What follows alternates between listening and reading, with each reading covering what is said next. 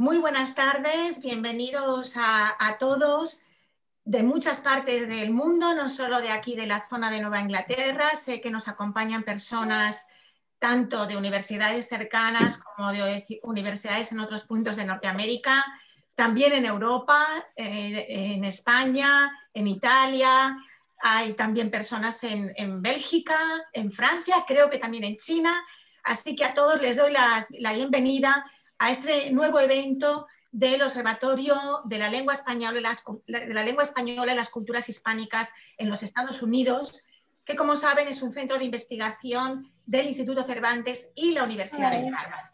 Este evento, como saben, gira en torno a algo muy importante y muy relevante y oportuno ahora mismo, con este momento tan decisivo que se va a vivir en este país la semana que viene, focalizándolo en el español, que es nuestro objeto de estudio. Para ello, tenemos la suerte de contar con un experto en política de Estados Unidos, en relaciones internacionales y en comunicación, Daniel Ureña Uceda, al que le doy también la bienvenida y las gracias. Muchísimas gracias, Daniel, por acompañarnos hoy. Y paso a presentarles. Daniel Ureña Uceda es licenciado en periodismo por la Universidad de Navarra y cuando completó su licenciatura realizó formación de posgraduada posterior en varios centros, como por ejemplo en la George Washington University, aquí en Washington, aquí cerca, en gestión política. También en el IES con un programa de dirección general, en la Universidad de Alcalá de Henares con un máster en estudios norteamericanos, en el Centro Superior de Estudios de la Defensa Nacional del Ministerio de Defensa de España. En el terreno laboral ha sido socio fundador de Mass Consulting, que es una consultora especializada en comunicación y asuntos públicos, y Daniel Ureña complementa esta faceta profesional con sus labores de profesor de la Universidad Pontificia de Comillas, ICADE, donde dirige el aula de liderazgo público. Pero además, Daniel Ureña es presidente y fue fundador también del Hispanic Council, que es un think tank que tiene como misión difundir la herencia cultural hispana de Estados Unidos. Y fue a través del Hispanic Council por el que entablamos una relación, una colaboración, manifestación de la cual es esta conferencia que va a impartir hoy Daniel, pero que ya tuvo otra manifestación previa con un estudio que realizaron desde el Hispanic Council para el observatorio sobre un tema muy interesante que fue la herencia hispana, el legado hispano en la toponimia de Estados Unidos, y que el observatorio publicó, va a hacer ahora un año. Un estudio que además tuvo mucha repercusión en la prensa española e iberoamericana. Además, Daniel es también colaborador con medios de comunicación, como por ejemplo El Confidencial, donde escribe principalmente sobre todo de política de Estados Unidos. Y como conferenciante ha sido invitado por entidades internacionales como el National Democratic Institute, el International Republican Institute, la Fundación Konrad Adenauer, la Fundación Friedrich Ebert, además de múltiples universidades tanto de Estados Unidos como de Iberoamérica, de España, de otros países europeos, etc. Pues bien, esta charla en realidad estaba prevista, como recordará muy bien Daniel, para celebrar el Día del Español el pasado 23 de abril, cuando además la campaña presidencial de Estados Unidos ya estaba en marcha. Por razones de todos conocidas, tuvimos que cancelarla y posponerla, pero pues quizás no hay mal que por bien no venga, porque podemos ahora celebrarla en este momento en que resulta quizás todavía más relevante dada la inminencia de las elecciones a presidente en Estados Unidos. Y además acabamos de terminar el mes de la herencia hispana, que se celebra aquí en Estados Unidos a finales de septiembre hasta mediados de octubre, con lo cual estamos casi ahí. Estamos honrando el español y relacionándolo con este momento decisivo que vamos a vivir. Quiero por eso agradecer a Daniel muy sinceramente su flexibilidad y su generosa disponibilidad prestándose a impartir esta charla por Zoom, y además a estas horas que sé que ya son un poco intempestivas en España. Y antes de ceder la palabra, les invito a que formulen las preguntas sobre cualquier cuestión que suscite la charla de Daniel Ureña por el chat de forma escrita, de manera que al final, en la parte de coloquio, yo se las pueda transmitir a Daniel Ureña oralmente. Si hay tiempo, abriremos un turno de preguntas más espontáneas, pero si no, por favor, formúlenlas por escrito. Pues nada más, muchísimas gracias, Daniel. Es una satisfacción enorme y un honor tenerte aquí. Tienes la palabra. Muy bien.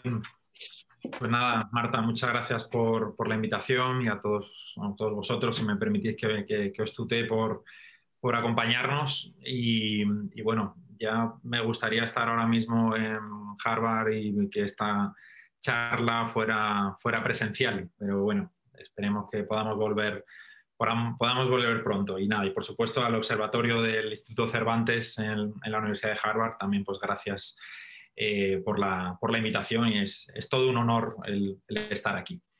Bueno, yo voy a hablar con vosotros sobre un asunto sobre el que llevo trabajando e investigando en los últimos años. Tiene que ver mucho también con mi actividad profesional. Yo tengo un gorro académico, pero también una actividad profesional que me dedico o he trabajado mucho en el ámbito de las campañas electorales en diferentes países del mundo. Y bueno, pues obviamente pues las elecciones en Estados Unidos pues suponen el mayor espectáculo político del mundo y siempre atraen muchísima atención, como estamos viendo y como vamos a ver en los próximos días de aquí al martes, y bueno, hasta que sepamos quién vence en la noche electoral, que veremos a ver cuánto dura la noche electoral, ¿no? Que es una de las incógnitas también.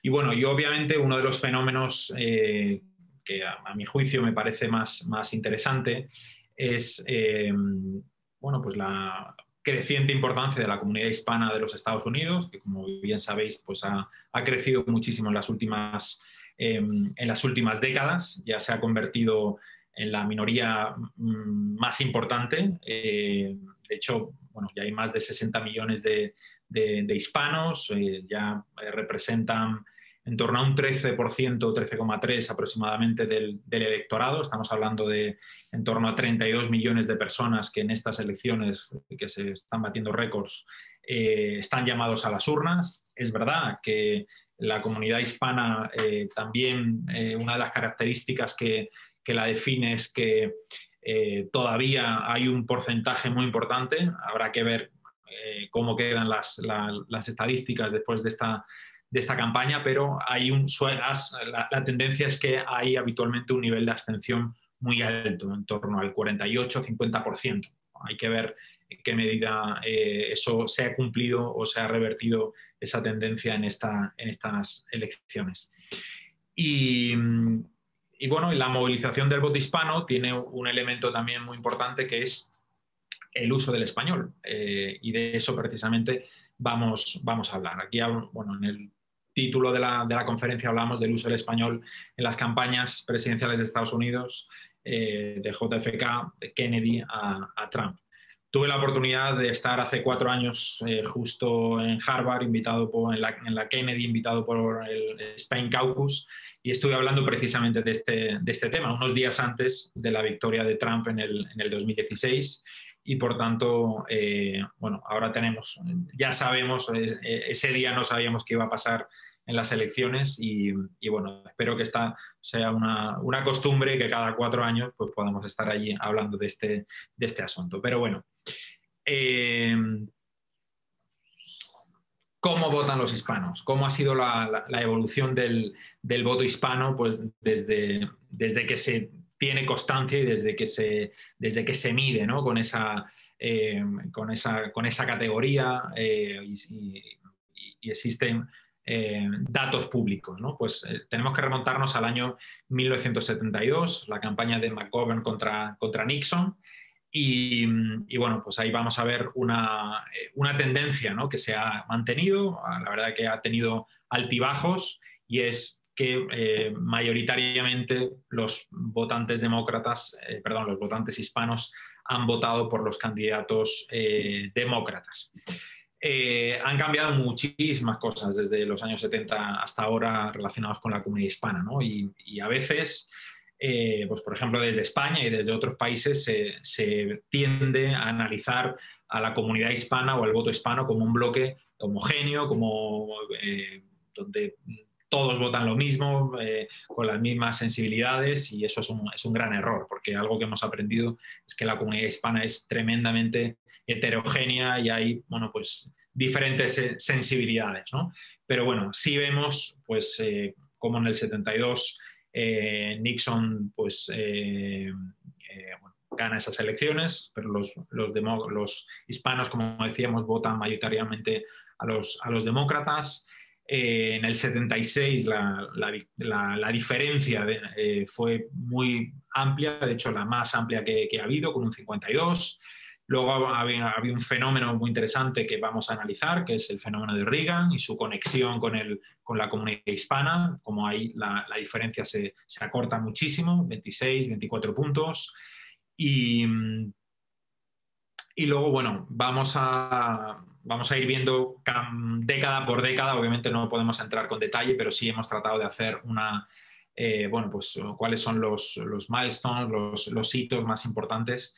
Y como veremos, bueno, pues hay una campaña que es la del 2004, en el que el voto hispano fue fue decisivo para la victoria de George W. Bush. Consiguió un histórico 35%. Y bueno, en el 2004 Bush consiguió un 44%, que fue, bueno, pues una cifra de récord, ¿no? Esa tendencia ha ido a la baja. ¿Qué pasó con Obama en 2008? Bueno, pues ahí en su primera campaña Obama obtiene un 67% frente a un 31% que obtiene John McCain. Una diferencia, o sea, un apoyo, perdón, por parte de Obama que se aumenta en unos puntos al 71% y Romney baja ligeramente. Y en el 2016, en la última campaña, y es uno de los factores que produjeron la derrota de Hillary Clinton, es el menor apoyo, la menor capacidad de movilización que tuvo con los hispanos, ¿no? Y es una de las grandes incógnitas que tenemos para esta campaña del 2020. ¿Cómo va a ser la participación? ¿Cómo va a ser la movilización, ¿no? Y un dato también a tener en cuenta y que sorprendió a mucha gente es cómo Donald Trump en 2016 pues consiguió, según las encuestas, los estudios posteriores, pues incrementar en un punto. Bueno, estos son estimaciones, ¿no? Hay estimaciones que hablan de un 28, de un 29, pero obtuvo un resultado bastante digno, ¿no? Por los factores que luego comentaremos y en fin, luego entraremos en ese aspecto. Pero bueno, lo que yo quiero hacer con ustedes es un recorrido histórico. Va a ser un recorrido muy audiovisual. Espero que la tecnología nos acompañe, que se escuche bien, que el vídeo se escuche bien, porque bueno, lo que he tratado de hacer es una recopilación y no hablar yo únicamente, sino que me van a acompañar grandes protagonistas de la vida política de Estados Unidos. Y aquí tenemos pues una joya de la comunicación política, y es el primer spot, el primer anuncio en televisión, que es del año 1960 y que está protagonizado por la señora que ven en pantalla, que es Jackie Kennedy. Y bueno, vamos a verlo, a ver qué nos decía en el año 60. Queridos amigos, les habla la esposa del senador John F. Kennedy, candidato a la presidencia de los Estados Unidos. En estos tiempos de tanto peligro, cuando la paz mundial se ve amenazada por el comunismo, es necesario tener en la Casa Blanca un líder capaz de guiar nuestros destinos con una mano firme. Mi esposo siempre vigilará los intereses de todos los sectores de nuestra sociedad que necesitan la protección de un gobierno humanitario para el futuro de nuestros niños y para lograr un mundo donde exista la paz verdadera, Voten ustedes por el Partido Demócrata el día 8 de noviembre. ¡Que viva Kennedy! Muy bien, pues este primer mensaje que sorprendió a la diminuta en ese momento población hispana, pues como digo, marca un hito desde el punto de vista de la comunicación política en español, ¿no? Entonces, bueno, a mí lo que me fascina de este spot, ¿no?, es la capacidad que tuvieron de ver, ¿no?, de la incipiente importancia, porque seguramente el número de votantes hispanos y que finalmente votarían era muy pequeño, ¿no? Pero la verdad que esa campaña de Kennedy, que rompe muchos moldes, es una forma de comunicar que cambia absolutamente y marca un antes y un después en la comunicación política moderna, pues este es uno de los elementos, la microsegmentación, la búsqueda y el tratar de conectar con un target, con un público muy específico como son los hispanos, ¿no? Y bueno, a partir de ahí, en los años 60, empiezan de hecho, en la política, una de las cosas que yo en la universidad aquí en España durante muchos años he estado dando clases de historia de las elecciones de Estados Unidos, ¿no? Y una de las cosas que he aprendido es que todo se repite, todo se copia, casi todo está inventado y bueno, pues esta idea de viva Kennedy luego lo va a utilizar Mondale, luego lo va a utilizar Bush, hijo, en fin, que casi todo está inventado y es muy interesante pues ver los cimientos de todo eso, ¿no? Pero bueno, en los años 60 los demócratas empiezan a organizar unas iniciativas de grassroots para tratar de llegar bueno, pues a los ciudadanos, especialmente a los ciudadanos hispanos, y para eso utilizan, bueno, pues a las primeras figuras políticas hispanas, ¿no? Estamos hablando del senador Denis Chávez, estamos hablando del legislador de Texas, Henry González. Empiezan a visitar pues, los pueblos, las ciudades, los estados, etcétera, y bueno, y es como el primer acercamiento, el primer esfuerzo para tratar de llegar y de conectar con la población hispana a lo largo de los años 60. En el año 1968 hay un hito muy importante con el presidente ya Lyndon B. Johnson. En 1968 comienza, Marta lo ha comentado al inicio, ¿no? Lo que hoy conocemos el mes de la herencia hispana comienza como una semana de la herencia hispana, ¿no? No será 20 años después cuando esa semana se extienda a todo un mes, ¿no? Pero yo creo que este hito nos da una idea de que ya hay un reconocimiento, ya que hay una conciencia de que la herencia hispana y el legado hispano y la presencia de los hispanos pues, es importante en la vida pública de Estados Unidos, ¿no? Y bueno, los años 70, la verdad que la población hispana tiene un perfil bastante bajo, no tiene, la verdad, que mucho protagonismo muy destacado en las campañas, y por eso hemos ido a la década de los 80 con la figura de Ronald Reagan, que él va a tener bueno, pues un acercamiento, un approach hacia la población hispana muy importante. Va a tener unos resultados que le van a permitir, pues, por ejemplo, Reagan consiguió el 80% del voto hispano en Florida, que fue determinante para su victoria en el 80, luego en el 84 tuvo una victoria más holgada. Y bueno, ahí hay un personaje que es este señor que se llama Lionel Sosa, que es un señor, es un prestigioso consultor político, asesor, publicista, y él comienza a trabajar en el equipo de Ronald Reagan, ¿no? Entonces a Reagan se le asigna esta frase de que los latinos son republicanos pero todavía no lo saben, y en ese enfoque va a ser muy interesante porque va a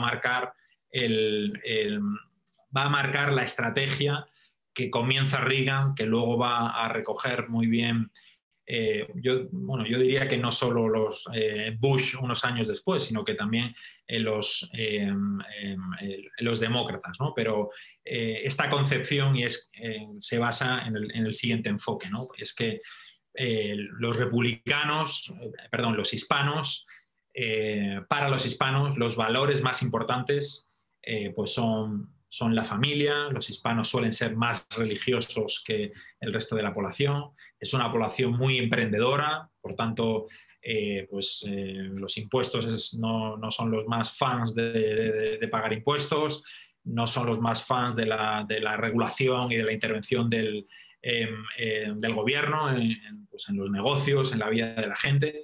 Y por tanto, en eso se basa ese planteamiento estratégico que se basa en la idea de que los hispanos en realidad son más conservadores culturalmente, y ese será un enfoque que Reagan explotará y luego Bush explotará con mucho éxito, ¿no? Y bueno, en el año, como decíamos, ese apoyo tan importante que tuvo Reagan en Florida, que le permitió ganar las elecciones. En la campaña del año 84, que fue el presidente Reagan, obtiene una victoria pues muy aplastante. El Partido Republicano elabora un documento interno del partido que se llama, como pueden ver ahí, The Hispanic Victory Initiative, a Proposed Strategy for the Reagan-Bush 84 Hispanic Campaign. Y ahí lo que viene a contar es que para llegar a los hispanos es necesario utilizar el español, ¿no? Es la primera vez que en el Partido Republicano empiezan a caer en la cuenta de la importancia que tiene el voto hispano, y empiezan a pensar, empiezan a diseñar esa estrategia que unos años después va a tener impacto, ¿no? Pero bueno, quería compartir un poco, estamos todavía en la prehistoria, ¿no? Y me parece interesante compartir con ustedes estos dos spots. Están en inglés, pero los he utilizado porque me parece interesante el uso de los estereotipos que se utilizan, ¿no? A la hora de presentar a la comunidad hispana, ¿no? Vamos a verlos. Voting around this house is almost tradition. We're Democrats. My father started it. I picked up on it. So did my kids. But this year doesn't feel like voting only for tradition, especially now that my business is up and my wife and daughter can shop again for those little extras. That's the kind of tradition I like. So this year I'm starting a new tradition. I'm voting for President Reagan. ¿Se oye bien el audio? Sí. Vale, bueno. Bueno, pues es interesante, ¿no? De cómo aparece, oye, cuidado que nosotros somos demócratas, ¿no? Pero y respetamos las tradiciones, ¿no? Y a partir de ahora quiero iniciar una nueva tradición, ¿no? Entonces es interesante ese enfoque, ¿no? Y esa concepción de que la comunidad hispana pues es una comunidad donde habitualmente pues hay quizá cierto o mayor respeto a la tradición, a la institución de la familia, etcétera, etcétera. Bueno, vamos a ver este otro ejemplo. 4 years ago, I voted for the first time, the same way the family voted, Democrat all the way. It's our party, Grandma said. Mom and Dad agreed. But this year, Dad isn't saying much. And Grandma now, she's saying, vote how you feel, hija. Maybe they're seeing what I'm seeing, that things are getting better and America's getting strong again. Vote my conscience, huh? Okay, President Reagan. Muy bien. Pues igual, hablan de esa condición de ser demócrata, habla de la importancia de la familia, un perfil de votante más joven, y bueno, estamos asistiendo al comienzo de los cimientos, ¿no? de esa estrategia de cara a conectar con el voto hispano. Bueno, en el año 84, como decíamos, el presidente Reagan convierte esa semana en un mes, en el mes de la herencia hispana, que se sigue celebrando del 15 de septiembre al 15 de octubre, y por tanto, bueno, pues hay pues ese reconocimiento, como digo, ¿no? En esa campaña, el presidente George Bush padre dio algunos mensajes en español, ahí, bueno, chapurreando algunas palabras en español. Walter Mondale también va a empezar Walter Mondale, que era en ese momento el candidato demócrata, pues va a a utilizar ese concepto de Viva Mondale. Él va a hacer una campaña muy importante en California, en Texas. Prometió el introducir a hispanos en su gabinete y, por tanto, empieza a ser poco a poco en un elemento de preocupación y de ocupación por parte de los candidatos y de los equipos de campaña. Nos vamos a los 90, en los años 90, un año marcado por Bill Clinton. La población hispana pues está creciendo, ahí va a comenzar su espectacular aumento. A principios de los 90 estamos hablando de 22 millones aproximadamente de habitantes en Estados Unidos. Aquí es curioso porque esto es una de las tendencias que hemos visto. Aquí hay cierto relajación o exceso de, no sé si exceso, pero al final los resultados les acompañaron, ¿no? Pero los demócratas consideraban que no tenían que hacer muchos esfuerzos para conseguir el voto de los hispanos, ¿no? Si vemos, bueno, pues el presidente Clinton en el año 92 mostrar pues el apoyos de miembros hispanos, ¿no? Pues aquí vemos al que fue el alcalde de San Antonio, Henry Cisneros, ¿no? Pues fue uno de las voces hispanas que mostró el endorsement al presidente Clinton.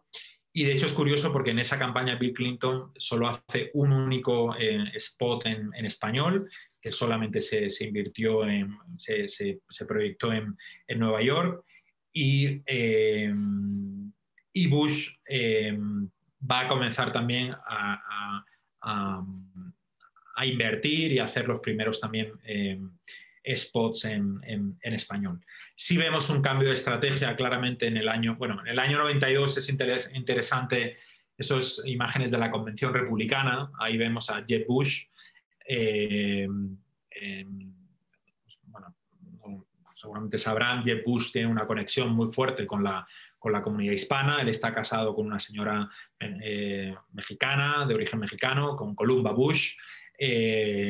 Sus hijos, ahí vemos a George P. Bush, que va a tener un protagonismo 8 años después. Y bueno, se utiliza también pues esa figura, además el nieto del presidente se llamaba igual que él, George Bush. Había un nuevo George Bush hispano, bilingüe, y representaba un poco esa nueva generación de hispanos que empezaba a tener una fuerza cada vez más pujante, ¿no? Pero ahí vemos cómo también los republicanos, en este caso Bush en el 92, trata de sacar pecho por sus conexiones familiares, en este caso, con la comunidad hispana. Pero bueno, quería comentar, bueno, pues cómo en el 96 Clinton sí hace un cambio de estrategia, invierte mucho más dinero, invierte más de $1 millón en anuncios en español, y ya no solo en Nueva York, también en Nevada, en Arizona, hablando de cuestiones como inmigración, hablando de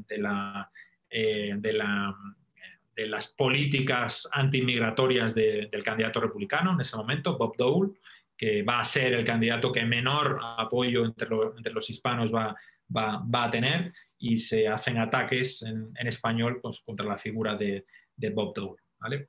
Y bueno, ya vamos a entrar en la edad adulta, que es en la década de los 2000, ¿no? Y a mí, bueno, la verdad que desde el punto de vista de la comunicación política me interesa especialmente pues, los intentos por parte de los republicanos de conectar con la comunidad hispana, ¿no? Y bueno, les he hablado de George P. Bush, que tuvo un papel protagonista en la campaña del 2000. De hecho, los medios de comunicación comenzaron a hablar de este chico por entonces, hoy señor, hoy debe tener 44 años, 42 aproximadamente, pero era un pipiolo en el año 2000, y le llamaban el Ricky Martin del Partido Republicano. Hablaban como del secret weapon de la campaña de Bush, y bueno, y vamos a ver estos dos spots y ahora los comentamos. Yo soy un joven latino de este país, muy orgulloso de mis raíces. En muchas maneras soy como cualquier americano. Creo en la oportunidad, en un trato justo para todos. Creo en el sueño americano. Tengo un tío que quiere ser presidente porque él cree en lo mismo que yo, en la oportunidad para cada americano, para cada latino. Su nombre, igual que el mío, George Bush. Bueno, pues esa idea de tratar de conectar con los hispanos, ¿no? Y un presidente, en este caso George Bush, que tiene un sobrino que se llama igual que él. Es un mensaje que sorprendió mucho. Entonces, fijaos en dos mensajes muy similares, pero que van dirigidos a públicos totalmente diferentes. Ahora los comentamos. Why vote for George W. Bush? Because he believes in family, because he supports education, because he knows we all are the new face of America, because he wants no child to be left behind, because it's time for a change, because he understands our culture, porque sabe que somos el futuro, because he's a great guy, porque el sueño americano es para todos, porque él será un gran presidente. This is the reason. Esta es la razón why I'll vote for him. How about you? How about you? ¿Y tú? How about you? Bueno, aquí es muy interesante, ¿no? Pues ver los diferentes enfoques. El primer enfoque pues va dirigido pues a las primeras generaciones, a los papás, a las mamás, a las abuelitas, para tratar de presentarle a este yerno ideal y este chico tan majo, ¿no? Y obviamente el segundo mensaje pues va a las segundas generaciones, a esos jóvenes hispanos que son bilingües, que son conscientes y valoran su cultura, hablan español, hablan inglés y bueno, me parece muy interesante este enfoque y este cambio. Y bueno, es interesante, ¿no? Porque esta estrategia funcionó y Bush en esa campaña del 2000, si recuerdan, otra vez en Florida se decidió y en buena parte por el apoyo que los hispanos dieron a Bush en ese momento, ¿no? Esa estrategia funcionó, de hecho se dispara a un 33, 35, si no recuerdo mal, el apoyo de los hispanos a los republicanos, batiendo récords, y esa estrategia todavía se lleva mucho más allá y hasta ese momento va a ser la campaña más importante desde el punto de vista hispano, ¿no? Y ya ahí pues el español toma un protagonismo, la verdad que muy importante desde el punto de vista de la comunicación política. En general se van a invertir, bueno, va a haber 46 anuncios en español, se van a invertir más de 6 millones de dólares, 2,6 por parte de los demócratas, 3,2 por parte de los republicanos. Es interesante también que los republicanos invierten más. Aparece una figura como keynote speaker en la convención demócrata que es Julián Castro, que es como conocen perfectamente, es un hispano llamado la figura del keynote speaker en las convenciones siempre. De hecho, Obama lo fue en el 2004 y es una especie de podium, ¿no? Para las rising stars de los diferentes partidos, ¿no? Pero bueno, quiero compartir algunos vídeos que me parece que son interesantes, ¿no? De cómo en el 2004 era la movilización del voto hispano. Soy George W. Bush y aprobé este mensaje. Ya George Walker Bush do solemnly swear.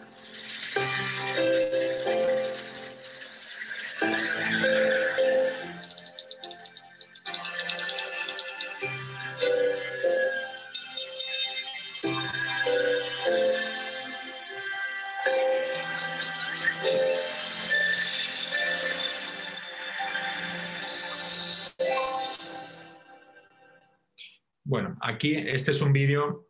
Tengo mi fe. Este es lo que quiero ver. Este primer vídeo que hemos visto, digamos que lo habitual es que los partidos hagan un spot en inglés y luego lo traduzcan al español, ¿no? Este es un ejemplo, ¿no? Pero a mí me parece los más interesantes, los spots más interesantes son los que van dedicados de manera clara y específica a ese segmento de población. Ahora estamos viendo muchos de los republicanos, pero no os preocupéis que veremos de los demócratas ahora muchos, ¿vale? Bueno, pues este a mí me parece muy interesante. Vamos a ver. Tengo mi fe en esta tierra que me ha visto progresar. trabajando cada día con esfuerzo o alegría para mis metas alcanzar. Tengo mi fe en esta tierra, en quien la pueda gobernar, que conozcan mis problemas, mi cultura, mis derechos, que me vean respetar. Estoy con Bush porque conoce a mi familia, con los republicanos, voz y mi voto 50. Con ellos conocen a mi familia, mi gente sí necesita alguien que sepa cumplir. Por eso digo, porque conoce a mi familia, estoy con ellos. Soy George W. Bush y aprobé este mensaje. Bueno, ese mensaje del presidente es que a partir de ese año la ley les obliga a aprobar directamente, ¿no? Y ya vamos a ver desde entonces al candidato aprobando ese mensaje oficial, ¿no? Fijaos aquí, ¿no? Este vídeo, pues utilizan la música, utilizan muchos códigos o estereotipos bueno, pues de la población hispana, ¿no? Pero repiten un mensaje que es: conocen a mi familia, ¿no? O sea, Bush te puede gustar más, te puede gustar menos, pero es un presidente que nos conoce. La verdad es que en el caso de Bush, él se había criado en Texas, obviamente pues en Texas la población hispana era muy importante y tuvo un gran apoyo, pues utilizaron ese vínculo y ese conocimiento, ¿no? De que es un candidato que sí nos conoce. Nos gusta más, nos gusta menos, pero nos conoce. Y una vez más, en este mensaje, ¿qué vemos? Vemos la importancia de la familia, de la educación, de la fe, pues del trabajo, del emprendimiento, etcétera, etcétera, ¿no? Que son esas ideas, ese marco, ese framing que habíamos definido, habíamos mencionado con Bush en el año 80. Bueno, en 2008 hay una campaña que marca también un hito desde el punto de vista de la comunicación política, que es la campaña de Obama, ¿no? Aquí es interesante porque se reduce mucho el número de spots en español. Hemos pasado de 46 a 16, 10 de McCain, 6 de Obama, ¿no? Y bueno, vamos a ver eso, el hecho de utilizar esos clichés y esos estereotipos sobre la comunidad hispana no es algo únicamente propio de los republicanos, ¿no? Vamos a ver, por ejemplo, este.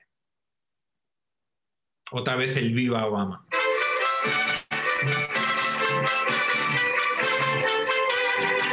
Al candidato, ¿quién es Barack Obama? Este corrido le canto con el alma, humilde, buen nacido, también sin pretensión. Empezó por las calles de Chicago, trabajando para lograr una visión, para proteger a la gente trabajadora y traernos todos juntos en esta gran nación.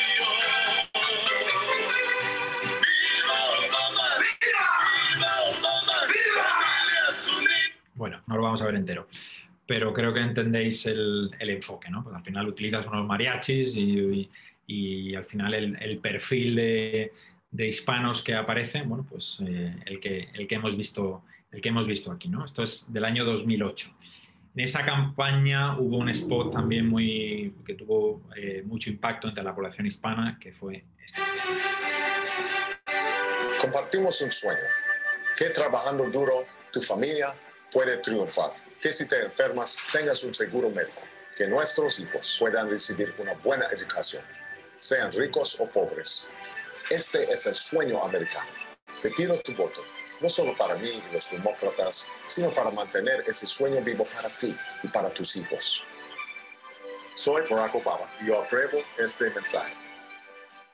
Bueno, pues aquí Obama, que no sabe hablar español, pero tiene la habilidad de leer muy bien el teleprompter y tiene la capacidad de dar el pego hablando, si me permitís la expresión, ¿no? Pero se ve un esfuerzo por dirigirse y tratar de conectar con el votante hispano, ¿no? Y los temas son muy similares en realidad a los republicanos. Otra vez familia, educación, la idea del sueño americano, que era no he presentado muchos spots de la campaña de Bush, pero el 2000 y 2004 Bush habla todo el rato del sueño americano, ¿no? Y es, por eso digo que Obama utiliza la misma estrategia que Bush va a utilizar con mucho éxito en el 2000 y en el 2004. Es una estrategia muy, muy, muy similar. Y bueno, nos vamos... a ver, ¿cuál es?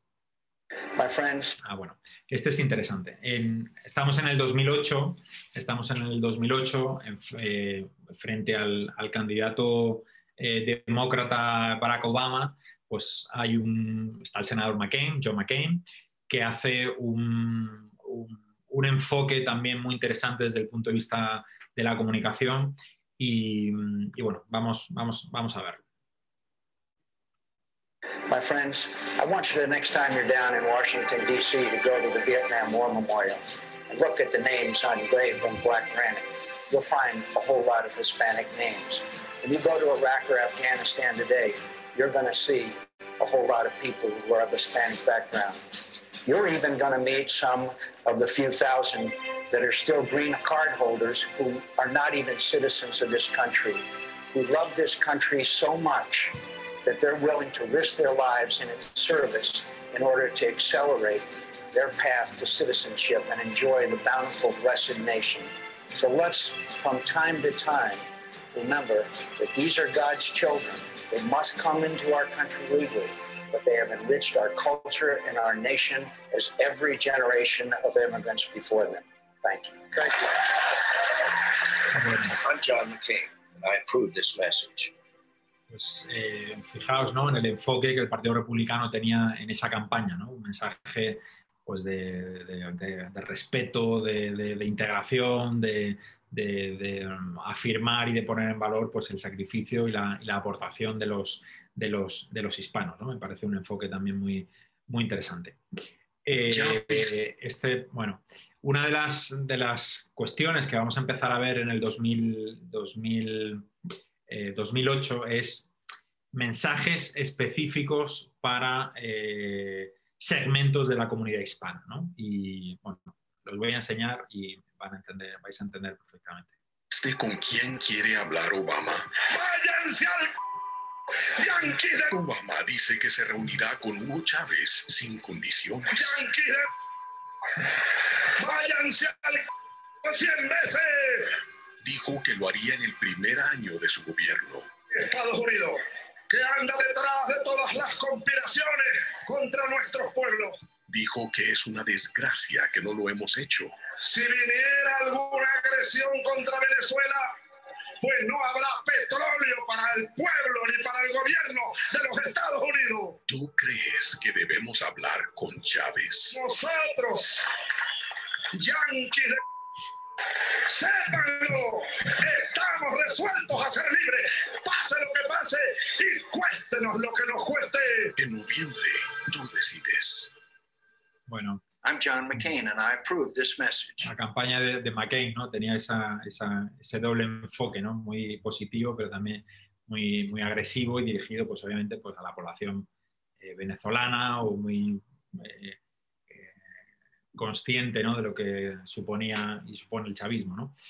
Esto es súper interesante porque esto está pasando en esta campaña del 2020 exactamente igual. Y cómo ahora Trump, que llegaremos ahora a esa campaña, está enmarcando, ¿no?, la campaña y haciendo spots, veremos alguno, con ese mensaje, ¿no?, de si gana Biden vamos a abrir la puerta al socialismo en Estados Unidos y muchos conocéis qué ha supuesto el comunismo y esto es exactamente lo que está pasando ahora y aquí está el origen de esa estrategia, ¿no? Pero bueno, nos vamos al 2016, en 2012, bueno, Obama obtiene también más respaldo por parte de la población hispana. Ahí la verdad es que desde McCain, bueno, la verdad es que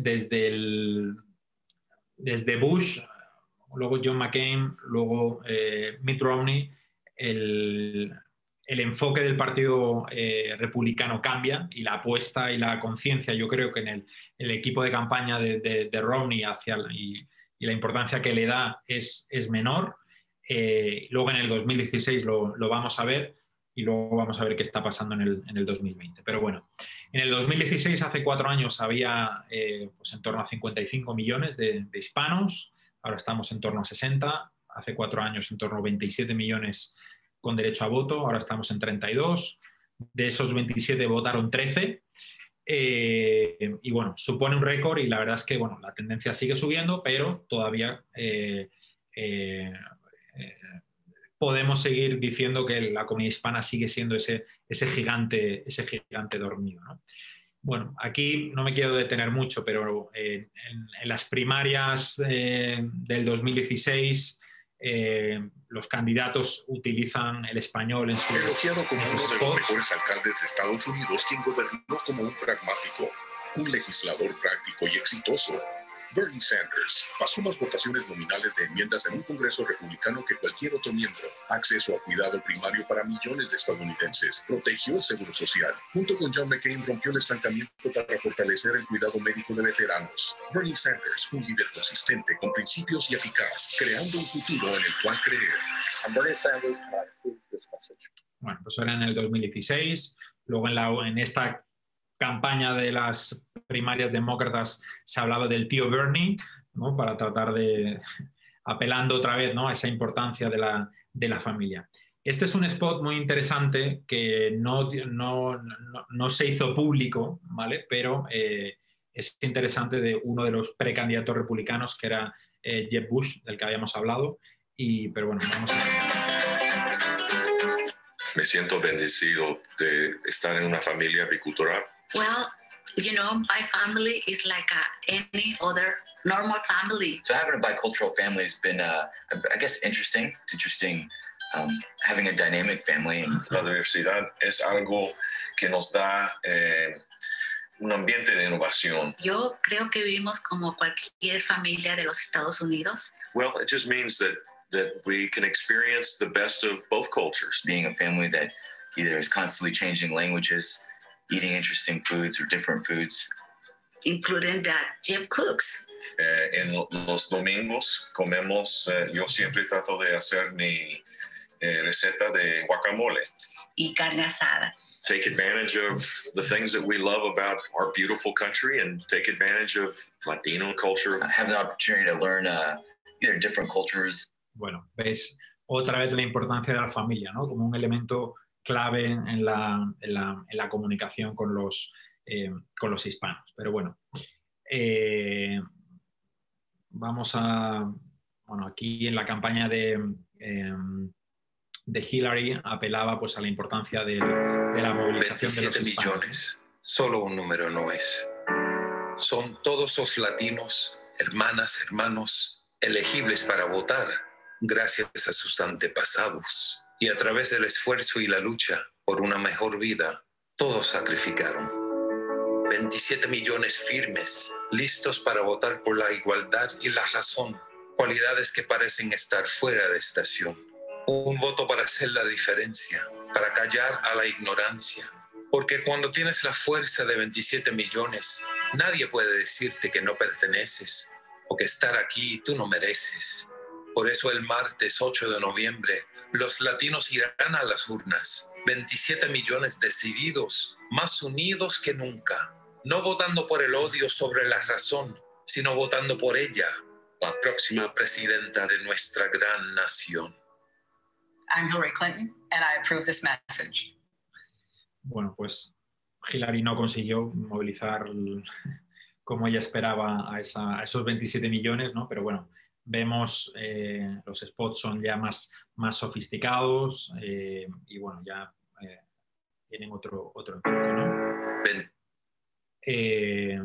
Y aquí, bueno, es interesante, no tenemos tiempo para ver absolutamente todo, ¿no? Pero aquí vamos a empezar a ver, en realidad vamos a volver al principio, porque con Reagan en el 80 veíamos los testimoniales, ¿no? Spots testimoniales que cuentan la historia de una persona, ¿no? Pues aquí vemos se va a utilizar también ese recurso, ¿no? Esta es la madre de un soldado que que muere cuando está de servicio en Irak, y cuenta la historia de su hijo hispano, ¿no? Que muere sirviendo en el frente. En el 2013 hay un hito también muy interesante, y es que el senador Tim Kaine da un discurso en español por primera vez en el Senado, y en la convención demócrata también habla en español. Y me da pena decirle a la campaña de Trump que los latinos tendrán una voz muy importante. Entonces, bueno, esto supone interesante, bueno, pues que el candidato a vicepresidente, pues que conoce y demuestra el español, ¿no? El uso del español. Desde el punto de vista de la comunicación política, lo que vamos a empezar a ver, porque hasta entonces no había pasado, es que las redes sociales, y especialmente, bueno, o únicamente la campaña de Hillary Clinton, utiliza el español, y no solo con spots, sino también con mensajes en español, que eso supone una novedad. ¿Y qué pasa en la campaña de Trump en el 2016? Y esto es súper interesante, y es que Trump no hace ni un solo spot en español en el año 2016. Sí vamos a ver spots por parte del partido. Hillary Clinton dice que al presidente Obama no le dan suficiente crédito por sus políticas. Que son spots bastante cutres, así entre nosotros. Bajo la administración de Obama, 23 Y bueno, es un busto parlante y hablando. La verdad que son vídeos de muy poca calidad y bueno, aquí hay otro con... Los últimos 8 años han sido difíciles, pero los republicanos lo pueden mejorar. Queremos impuestos más bajos para ayudarte y para que las empresas pequeñas puedan crear más trabajos. Los niños tienen un mejor futuro con School Choice. Proteger el derecho a la vida y la libertad religiosa es importante, así como la seguridad nacional. Necesitamos un gobierno que nos beneficie. Vota republicano este 8 de noviembre. Bueno, pues en 2016 era muy difícil encontrar spots en español que apoyaran al presidente Trump. Hubo uno de un PAC, de un Political Action Committee en Nevada, que bueno, vamos a verlo. Si quieres el perro...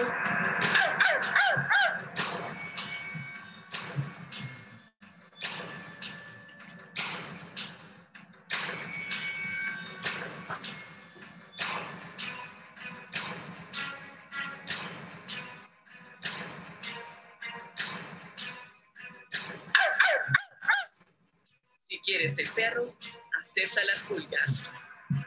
Pagado por la Great America PAC, greatamericapac.com. Bueno, pues este era el tono de los pocos spots que en español había, bueno, pues en este caso contra Hillary Clinton, ¿no? Pero bueno. Y llegamos al 2020. Llegamos al 2020, que están pasando cosas muy interesantes. Ya tenemos 32 millones de hispanos, como hemos dicho. La inversión que se hace en publicidad en español, estos son datos de la semana pasada, dentro de una semana habrán aumentado mucho más. Biden lleva gastados en torno a 17 millones de spots, televisión y radio, estamos incluyendo radio también, y frente a los 8,3 de Trump. Y hay algo muy interesante, y es que Trump ha rectificado su estrategia de hace 4 años, y eso me parece muy interesante. Y Trump en esta campaña lleva más de 40 spots en español, lo que es un cambio sustancial, es un cambio muy importante en su estrategia, ¿no? Y bueno, hemos dicho, la cifra de 17 y 8 es la campaña oficial, pero luego a través de grupos demócratas, de otros PACs o de otros grupos, se han gastado más de 50 millones en publicidad en español y más de 10 frente a 10 millones de los republicanos, ¿no? Y esa inversión sobre todo ha ido a tres bueno, veremos si son swing states o no, pero que son Texas, Florida y Arizona, donde la batalla va a estar muy reñida, ¿no? Pero bueno, me parece muy interesante de cómo en el 2020 sí ha habido una apuesta claramente y por parte de la campaña de Trump, por la inversión que ha hecho y obviamente también por parte del Partido Demócrata. Vamos a ver algunos, no sé qué tal vamos de tiempo, pero bueno, vamos a ver algunos republicanos y algunos demócratas. Bueno, pues este era el tono de los pocos spots que en español había, bueno, pues en este caso contra Hillary Clinton, ¿no? Pero bueno, aquí hay otro con... Si quieres el perro, acepta las pulgas. Joe Biden está deteriorado. Rapidly rising, and with Ahora a los 77 años y su tercera candidatura presidencial, Biden claramente está debilitado. all men and women created by go. You know the thing. Sometimes I wake up and I think it's 1920. Joe Biden no tiene la fuerza, la energía ni la capacidad mental para liderar este país. I'm Donald J. Trump and I approve this message. Bueno, pues ese mensaje de Sleepy Joe, ¿no? Pues aquí también se lanza a la comunidad hispana. Joe Biden es el candidato del castrochavismo. Yo votaría por Biden sin la menor duda. Biden traicionó a los nicaragüenses. Millones para los Castros. Le dio la espalda a los venezolanos y la mano a Maduro. Biden es demasiado débil. Con Trump derrotaremos a los castrochavistas. America will never be a socialist country. I'm Donald Trump and I approve this message. Fijaos, ¿no? Las similitudes con el que vimos en el 2008. Y luego, bueno, no sé si recordáis el momento despacito de Joe Biden.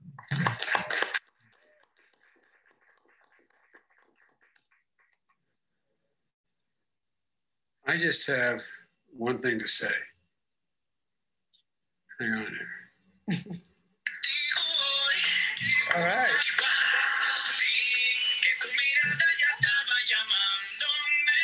Bueno, y que fue aprovechado para ridiculizarle, ¿no? Joe Biden cree que con canciones y farándula nos vamos a olvidar de su mala economía. Tal vez a Biden se le olvidó, pero a nosotros no. El crecimiento económico bajo Biden, despacito.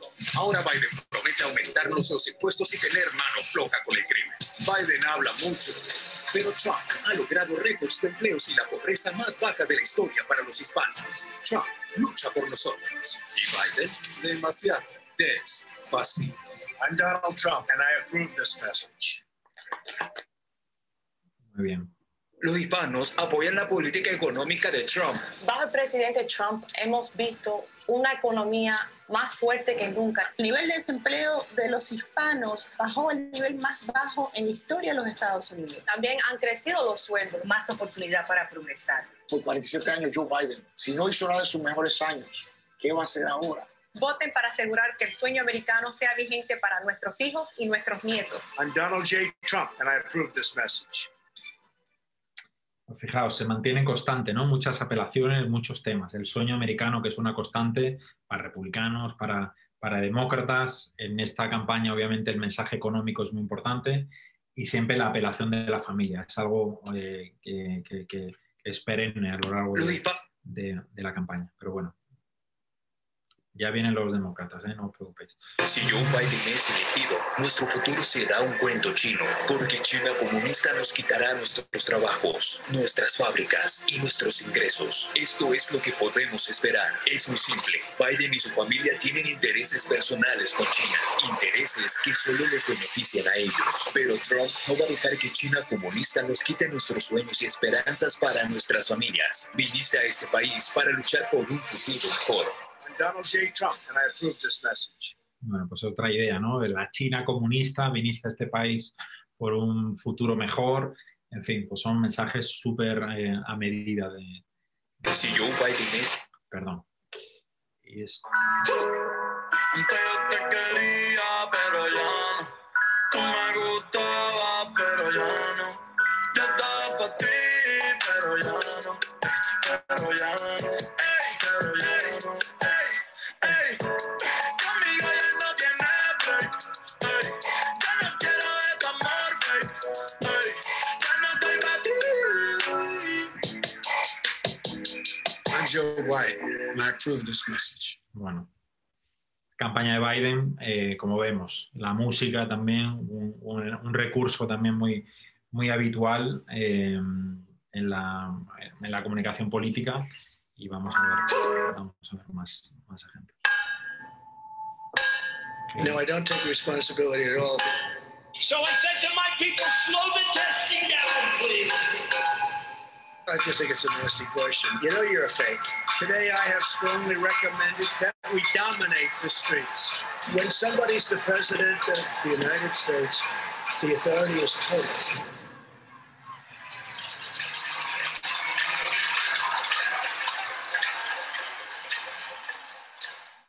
Aquí jugando, pues eso, con el ruido de las cacerolas, ¿no? Pues nos recuerdan, bueno, pues comienzan a popularizarse en Argentina, ¿no? Luego ya se han extendido, bueno, en todos sitios. Aquí en España también hemos tenido nuestras caceroladas, ¿no? Pero, y el recurso, ¿no? Y es interesante, tanto republicanos como demócratas, utilizando pues a Maduro, a Chávez, etcétera, y cada uno tratando de hacer el spin en función de su candidato, ¿no? Un hombre de bien es aquel que viaja 4 horas en tren todos los días para desayunar con su familia. Es quien dedica su vida a servir y no a servirse de los demás. Un hombre de bien es aquel que no sostiene sus valores en una mano, sino que los demuestra con acciones, preocupándose por el bienestar de los más vulnerables. Ese es Joe Biden, un hombre de bien. I'm Joe Biden, and I approve this message. Muy bien. Aquí, bueno, como esto es muy habitual, ¿no? Un vídeo biográfico donde cuentas la historia, ¿no? Pero otra vez un hombre que tarda no sé cuánto, se monta en tren para cenar con su familia, la omnipresente familia. Ay, otra vez aquí, ¿no? Dime con quién andas y te diré quién eres. That's what our abuelos and abuelas taught us. Now, Joe confirmed he's walking with perfect company. Una aliada and a champion of the Latino community for years.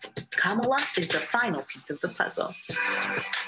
Together, Biden and Harris will rebuild the American dream and ensure a future para todos. Bueno, pues es interesante, ¿no? Aquí la mención también a los abuelos, a las abuelas, etcétera, etcétera.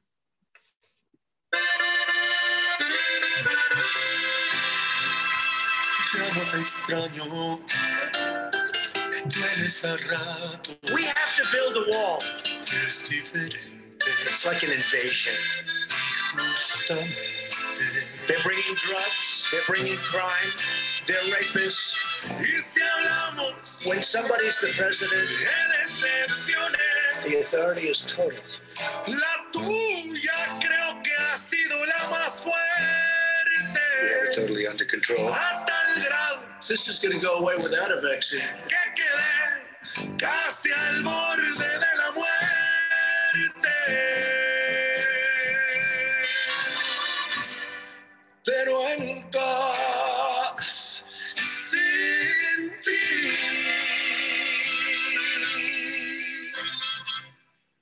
I'm Joe Biden, and I approve this message. Bueno, la música otra vez como elemento central, ¿no? En el spot, en este caso.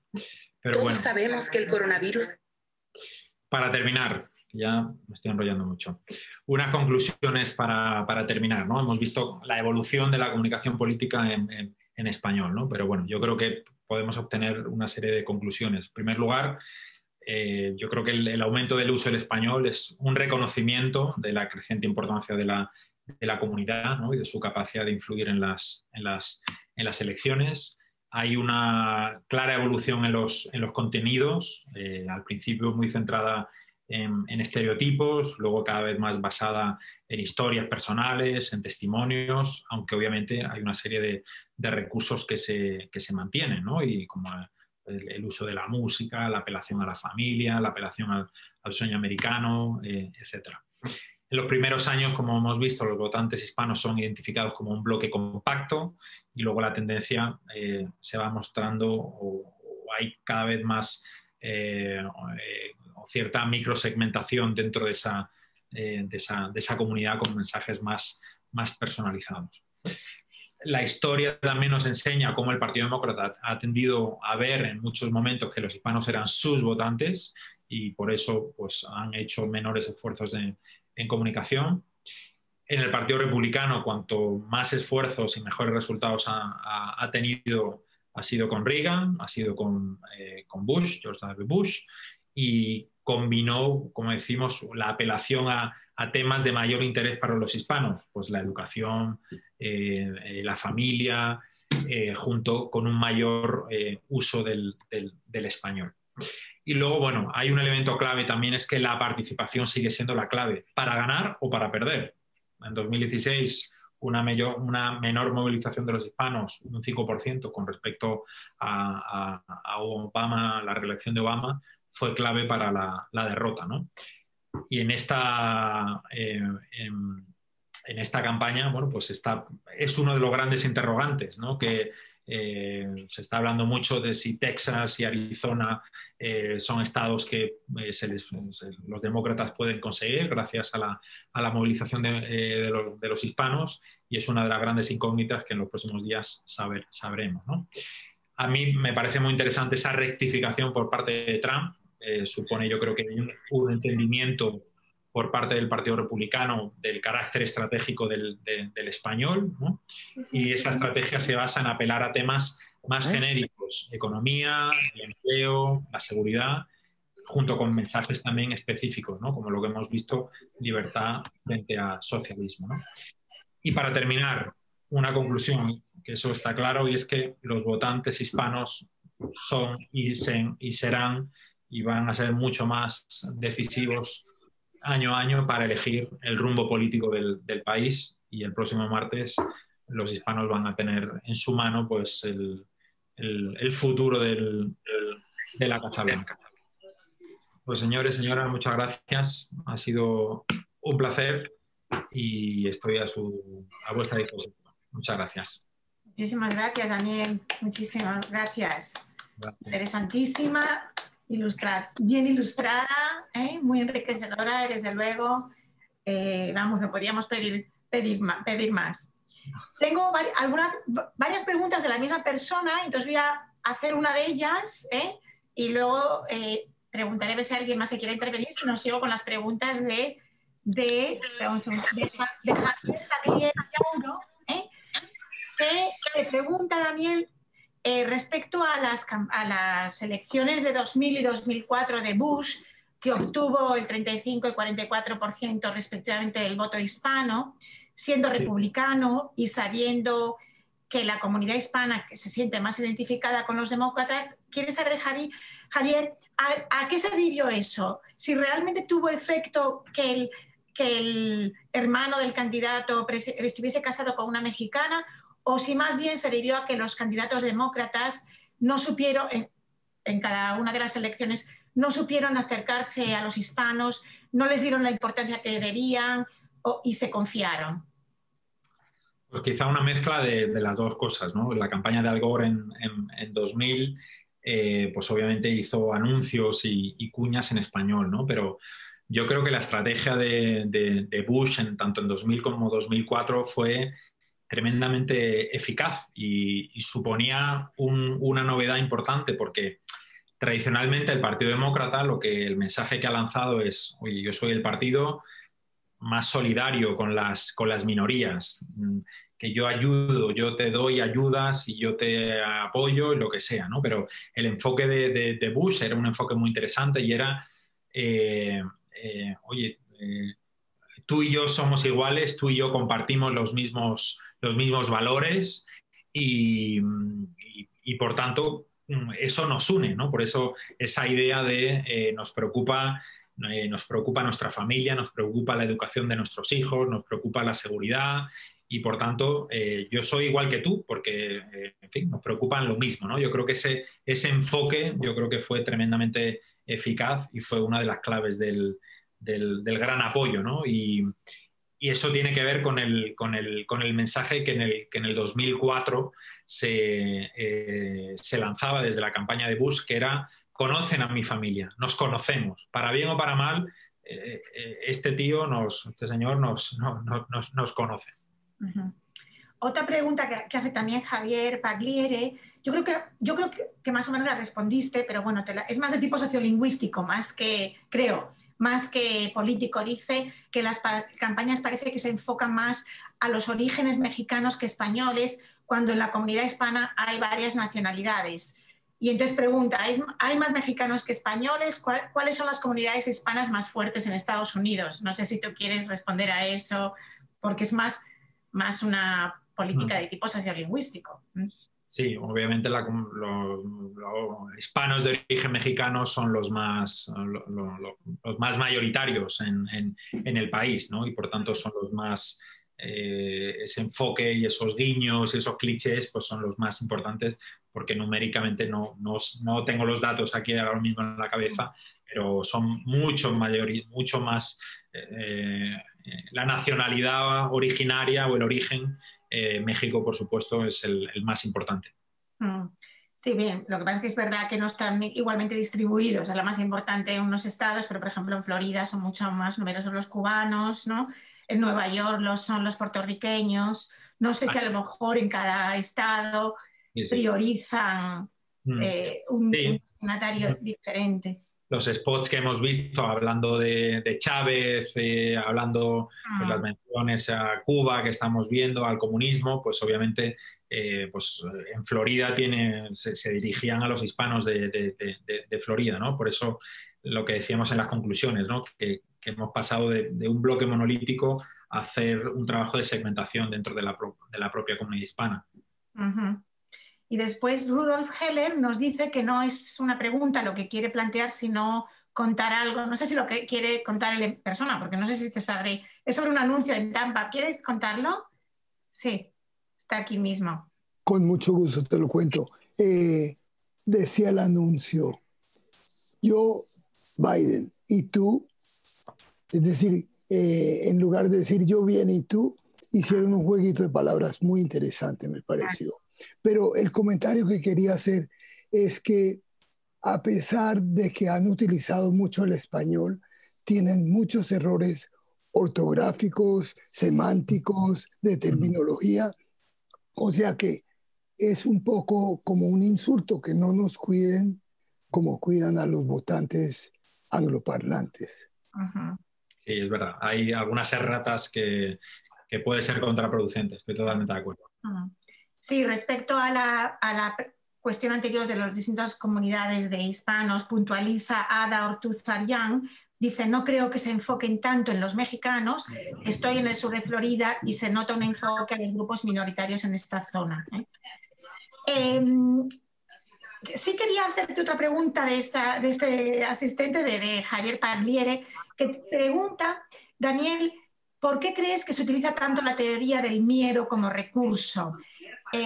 Y porque de cara, y esto añado yo, de cara, por ejemplo, no sé si a los europeos en general, pero en España, a España en particular, sí que llama un poco la atención este recurso, estas campañas tan agresivas de las campañas presidenciales. No sé cuál sería tu opinión al respecto, o si es una cuestión temporal, que cada vez se utiliza más este tono agresivo y este recurso al miedo.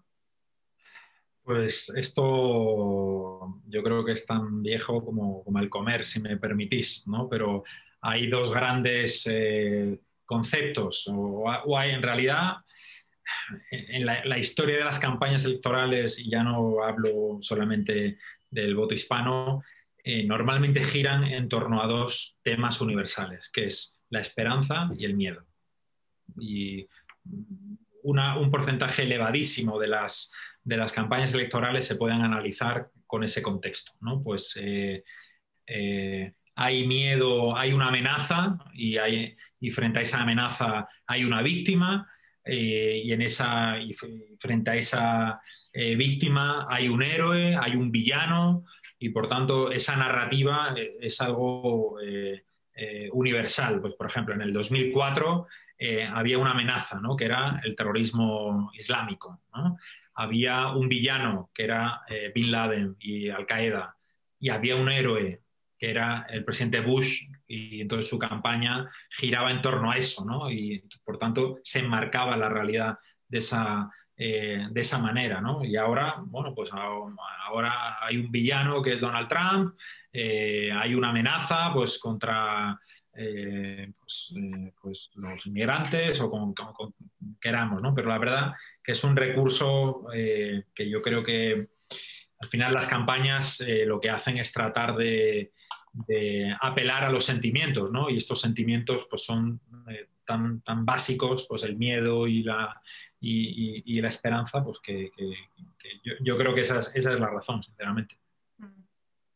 Y Antonio Barbagallo te da la enhorabuena porque señala que tu terminología, Daniel, es fiel a la realidad histórica. No sé si quieres comentar algo al respecto. Pues muchas gracias, que lo agradezco. Lo he intentado ser lo más imparcial posible.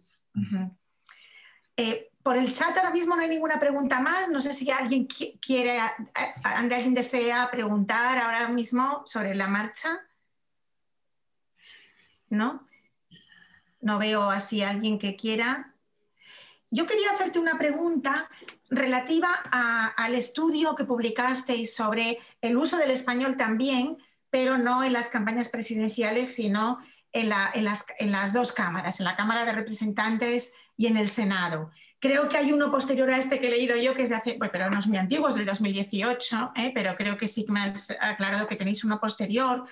Y lo he estado releyendo y había dos cuestiones que me llamaban la atención. No sé si podrías comentar. A lo mejor los datos han cambiado respecto al siguiente estudio, pero, por ejemplo, un dato que me llama la atención, o por lo menos me interesa, es que cuando analizáis los datos del uso del español que hacen los congresistas y los senadores en su comunicación con el electorado, en sus redes sociales, en sus páginas web, parece que, claramente, por lo menos en el estudio del 2018 que hicisteis, las mujeres doblan a los hombres en el uso del español. No sé si eso ha cambiado en el estudio posterior y no sé si tenéis alguna explicación, si es un dato arbitrario que cuadro así o si quizás se debe a que las mujeres le den más importancia a la lengua en ese contacto que exige este sistema uninominal que hay en Estados Unidos, en el que exige una cercanía de los legisladores con el electorado. No lo sé, no sé si tenéis alguna explicación o simplemente es un dato que podría ser diferente según el año. Pues la verdad es que esa variable del género no la habíamos identificado como determinante. Sí habíamos visto, o sea, nosotros hicimos en el año 2018 un análisis de cómo era el uso del español en el Congreso y en el Senado, cómo se utilizaban en las páginas web de los congresistas, de los miembros de la Cámara de Representantes y del Senado. Y luego comparamos 2 años después, y el último lo publicamos en abril, el 23 de abril, y bueno, habíamos visto un incremento, ¿no? Y lo que sí habíamos identificado y habíamos constatado, y esto nos sorprende, es que los congresistas y senadores demócratas eran más conscientes y utilizaban más el español, y lo que veíamos también es que los más jóvenes también lo introducían, ¿no? Tanto los legisladores más jóvenes introducían ese uso, ¿no? Pero no habíamos identificado que fuera hombre o mujer para que fuera más consciente. Pero, vamos, no, pues es muy interesante. Yo te animaría que a lo mejor les entrevistarais, porque fíjate, entre los congresistas, las mujeres el 23% y los hombres el 12%, o sea, la mitad que usan. Y entre los senadores el 19 y pico, o sea, casi el 20% de mujeres y el 11%, o sea, la mitad también, un poquito más de la mitad de hombres. O sea, que claramente se repite el patrón de que el doble por lo menos de las mujeres recurre al español en su comunicación y sus redes sociales. Y otra cuestión que te quería preguntar, porque es interesante y llama la atención, es que observáis que hay un descenso en el uso del español entre los congresistas en estas últimas 2 décadas en las 2 décadas del nuevo milenio, pero no entre los senadores.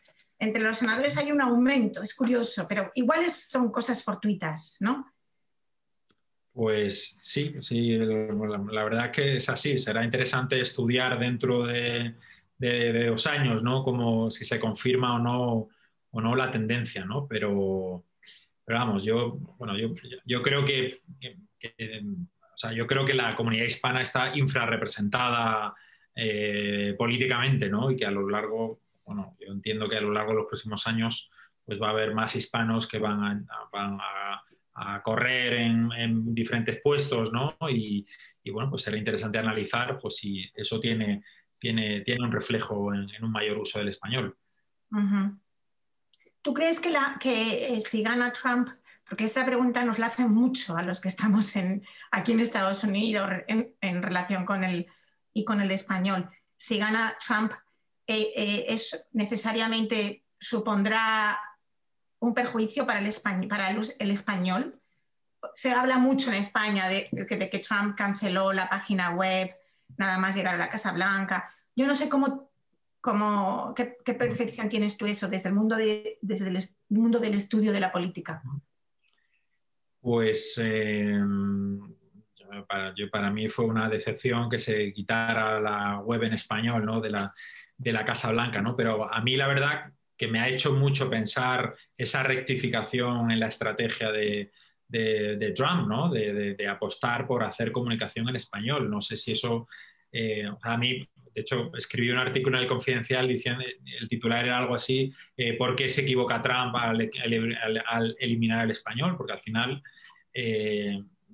bueno, estás perdiendo la posibilidad de llegar a millones de americanos con los que te puedes comunicar en esa lengua, ¿no? Entonces, yo creo que sería un error también para el Partido Republicano que renuncien, o sea, yo creo sobre todo porque va en contra la demografía y va en contra, porque la población hispana cada vez va a ser más importante.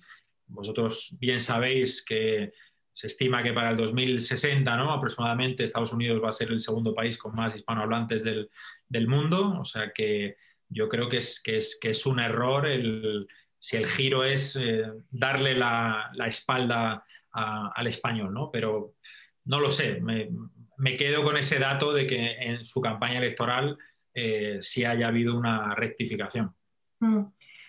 Y bueno, y hay dos comentarios y una pregunta, yo creo que con eso te dejamos ya descansar. Hay un comentario de Ada Ortuzaryan que dice que el uso de los medios es crucial últimamente y sería interesante seguir estudiando cómo los hispanos mismos contribuyen al debate electoral, el miedo, la esperanza, es decir, el debate en los medios entre hispanos, señala Ada. Y Reyes Llopis García, a la que conocemos bien en el observatorio, hola Reyes, porque dio una profesora de CUNY, de un taller estupendo, habla de que el sesgo de género es importantísimo, especialmente teniendo en cuenta que las mujeres blancas llevaron a Trump a la victoria en 2016.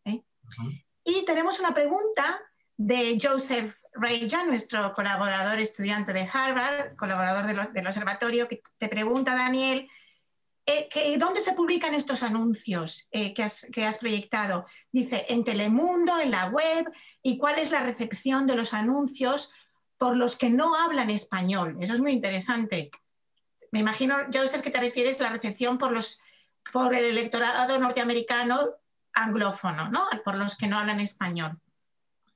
Bueno, la televisión en Estados Unidos te permite segmentar mucho, ¿no? Pues en cadenas locales o sea, que se emiten pues de manera muy segmentada, ¿no? Y bueno, hoy Internet también te permite, bueno, pues en tus redes sociales o en tus comunidades, pues hay grupos de Hispanics for Trump, for Biden, o sea que hoy ya los mensajes no son tan generales, sino que hay muchas herramientas para segmentar, ¿no? Entonces, pues se emiten ahí, pero vamos, en YouTube, en el canal de Trump hay una selección que pone en español y ahí podéis tener los más de 40 spots que llevan por ahora. Muy bien. ¿Alguien querría hacer alguna pregunta más? ¿No? Bueno, pues Daniel, te dejamos descansar, que sé que son las 11 de la noche en España y que llevas un día intenso. Muchísimas gracias de verdad y espero que podamos repetir, bien dentro de 2 años con las legislativas, bien dentro de 4 con las próximas presidenciales y entre tanto te iremos siguiendo también los estudios que publicáis en el Hispanic Council. Perfecto. Muchísimas gracias. Gracias por la invitación, ha sido un placer. Os animo a que visitéis la página de Hispanic Council, ahí periódicamente todos nuestros informes se publican ahí, son gratuitos para su descarga y en nuestras redes sociales estamos continuamente generando contenidos, o sea que muchas gracias por la oportunidad y esperemos que la próxima sea presencial. Esperemos que sí, que puedas venir aquí y tenerte aquí. Gracias, Daniel, y gracias a todos y muchos te felicitan en el chat, no sé si lo estás viendo, te agradecen tu conferencia que les ha parecido interesantísima y fascinante, muy enriquecedora, dicen muchos. Gracias a todos y les invito a nuestro próximo evento. Gracias, Daniel. Adiós. Gracias.